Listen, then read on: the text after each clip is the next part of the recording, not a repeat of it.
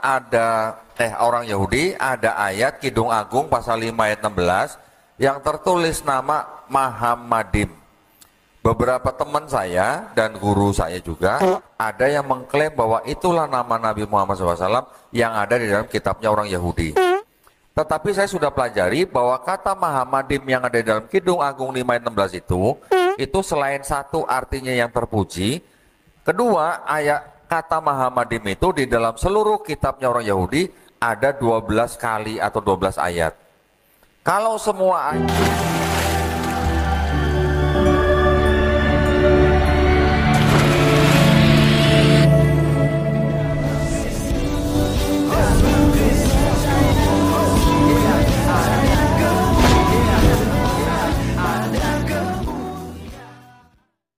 Shalom Elohim Yishem Yeshua HaMashiach. Salam damai sejahtera dalam nama Tuhan Yesus Kristus untuk kita semua. Teman-teman sekalian, pada kesempatan kali ini kita akan membahas mengenai nama Muhammad yang diklaim ada di Taurat Musa katanya. Tapi dikatakan di Taurat Musa, tetapi mereka melihatnya di mana teman-teman sekalian? Di Kidung Agung pasal 5 ayat 16. Di mana di sana dikatakan ada nama Muhammadim gitu yang dikaitkan langsung dengan nama Muhammad. Padahal teman-teman sekalian jelas Kidung Agung itu bukan surat Musa kawan-kawan sekalian, tapi Ustaz Abdul Somad itu mengklaim demikian ya, bahwa itu adalah kitabnya Musa yang ditulis oleh Musa dan itulah nama daripada Nabi Muhammad. Padahal teman-teman sekalian itu tidak berbicara tentang nama Muhammad ya, tapi itu berbicara tentang puji-pujian kepada kekasih.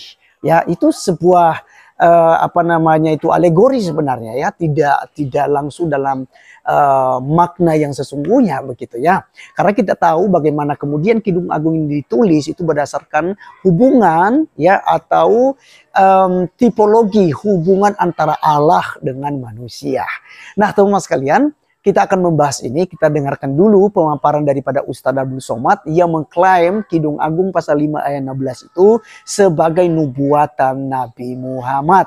Dan nanti kita akan nonton bagaimana kemudian mu'alaf kemarin sore gitu ya. Ulama besar kan Ustaz Abdul Somad. Kalau mu'alaf kemarin sore itu Donditan kawan-kawan sekalian. Lalu membantah argumentasi Abdul Somad sampai malu kawan-kawan sekalian.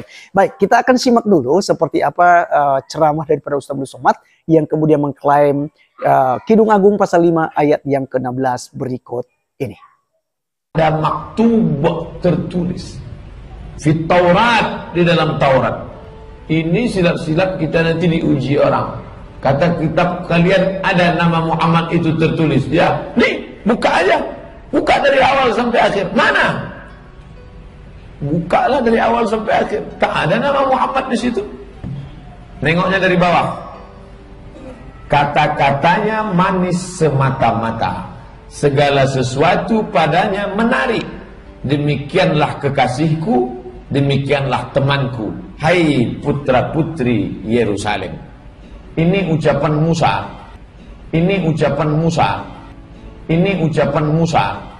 Musa bercerita bahwa akan ada nanti nabi terakhir, orangnya kata-katanya manis, segala sesuatu padanya menarik, demikianlah kekasihku, demikianlah temanku. Dia kekasihku, dia temanku. Hai putra-putri Yerusalem. Oke, jadi teman-teman sekalian, itulah yang kita sudah saksikan bersama dengan ceramah daripada Ustaz Abdul Somad yang jelas-jelas mengklaim Kidung Agung pasal 5 ayat 16 itu ya, kata-katanya manis, ya indah dan lain sebagainya begitu ya. Lalu segala sesuatu menarik padanya gitu ya. Demikianlah kekasihku dan demikianlah temanku, hai putri-putri Yerusalem ya. Jadi begitu yakin karena di sana memang dalam bahasa Ibrani itu menggunakan kata Muhammadim ya. Muhammadim, bukan Muhammadim ya, tapi Muhammadim kawan-kawan sekalian.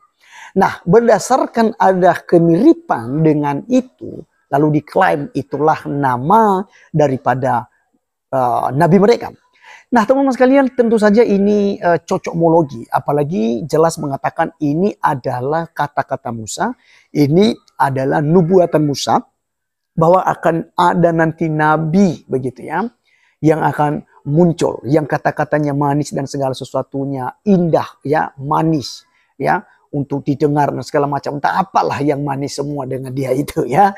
Nah, yang lucunya sebelum kita mendengarkan nanti penjelasan daripada orang-orang Israel sendiri, kita dengarkan dulu bantahan daripada mualaf kemarin sore ini, yaitu si Donditan, ya, membantah habis argumentasi daripada Ustadz dan Abdul Somad, kawan-kawan sekalian, sampai Ustadz Abdul Somad pun ya tersiput malu, kawan-kawan ya. Dia malu sekali. Kenapa? Karena ternyata dibantah oleh Donditan sendiri. Ternyata itu bukan untuk Nabi Muhammad ya. Baik, kita simak dulu seperti apa video daripada Donditan yang dihadiri oleh Ustadz Abdul Somad sendiri. Berikut videonya. Ada orang Yahudi, ada ayat Kidung Agung pasal 5 ayat 16 yang tertulis nama Muhammadim. Beberapa teman saya dan guru saya juga ada yang mengklaim bahwa itulah nama Nabi Muhammad SAW yang ada di dalam kitabnya orang Yahudi. Tetapi saya sudah pelajari bahwa kata Muhammadim yang ada di dalam Kidung Agung 5 ayat 16 itu selain satu artinya yang terpuji, kedua ayat kata Muhammadim itu di dalam seluruh kitabnya orang Yahudi ada 12 kali atau 12 ayat. Kalau semua ayat itu diterjemahkan menjadi Muhammad, terjemahan dalam satu kalimat itu akan kacau. Oke, jadi teman-teman sekalian, itulah yang kita sudah dengarkan bersama dari pemaparan Donditan yang membantah mentah-mentah apa yang disampaikan oleh si Ustadz Abdul Somad, kawan-kawan sekalian. Jadi jelas ya bahwa mereka ini mencoba mencocok-cocokkan ya antara Taurat dan juga kitab suci mereka yang sama sekali tidak ada kaitannya. Memang Al-Quran mengatakan bahwa ya mereka harus beriman kepada Taurat, Zabur, dan Injil, tetapi mereka tidak tahu Taurat, Zabur, dan Injil itu seperti apa. Bahkan mereka sebagian besar umat Islam tidak pernah membacakan Taurat, Zabur, dan Injil ini. Sehingga teman-teman sekalian, ketika Ustaz Abdul Somad mengatakan bahwa Kidung Agung pasal 5:16 itu adalah surat Musa, ini kekeliruan. Selevel ulama seperti Ustaz Abdul Somad justru itu ngawur sekali.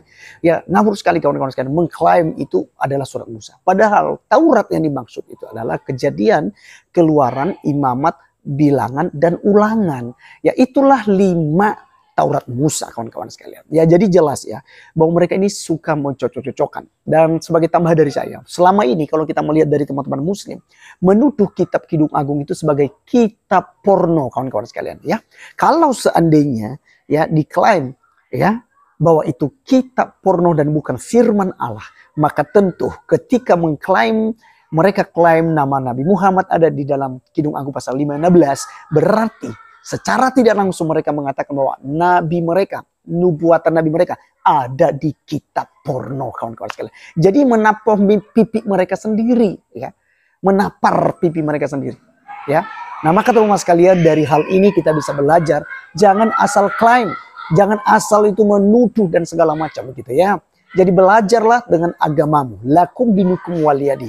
Bagimu agamamu, bagiku agamaku. Ya kan tidak ada paksaan satu dan yang lainnya. Imanilah itu dan lakukan itu.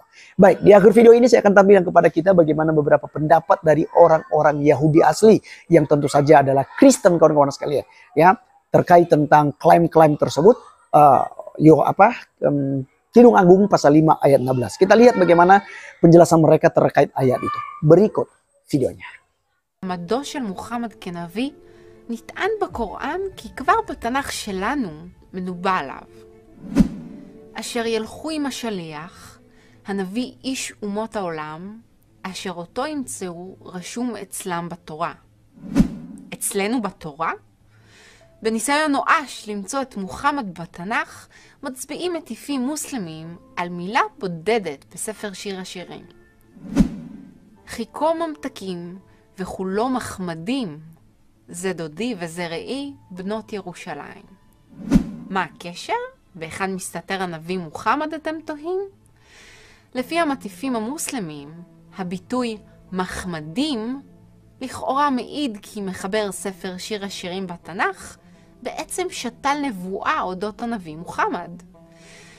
הקטע העצוב בכל הסיפור הזה הוא אפילו לא העיוות של הטקסט המקראי והוצאת הפסוק מהקשרו, אלא שהם אשכרה מצליחים לשכנע מיליונים בכל רחבי העולם. אז הנה ההפרחה על הטענה הזאת. ראשית, פירוש המילה מוחמד בערבית משמעו מהולל, מפואר או משובח.